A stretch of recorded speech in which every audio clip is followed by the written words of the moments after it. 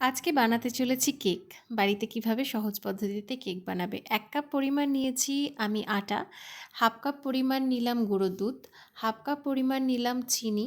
আর চিনিটাকে আমি একটা বাটির মধ্যে দিয়ে একটু জল ঢেলে নেব এবং এইভাবে আমি চিনিটা মেশাবো। যদি মিক্সিতে ব্লেন্ড করার টাইম না থাকে তাহলে এইভাবে করতে পারো। আর ১/২ কাপেরও ১/২ কাপ নিয়েছি সাদা তেল।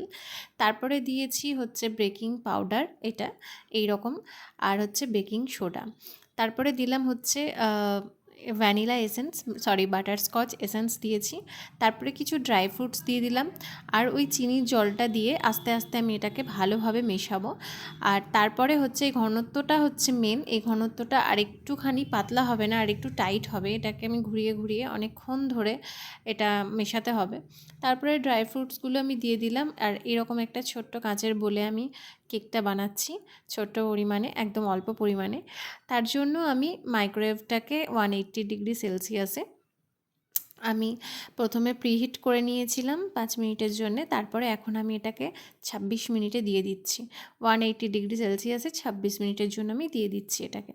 26 মিনিটেই যে হবে তার কোনো মানে কথা নেই। বেশিও লাগতে পারে, কমও লাগতে পারে। তো এটা হচ্ছে শুরুর সময়। তারপরে দেখো কেকটা আমার কতটা হয়ে গেছে, মানে একদম প্রায় হয়েই গেছে। আর মোটামুটি টাইম ওই কত ছিল, 3 মিনিট পর্যন্ত বাকি ছিল। তারপরে আমি কেকটাকে হচ্ছে মাইক্রোওয়েভটাকে বন্ধ করে দেব।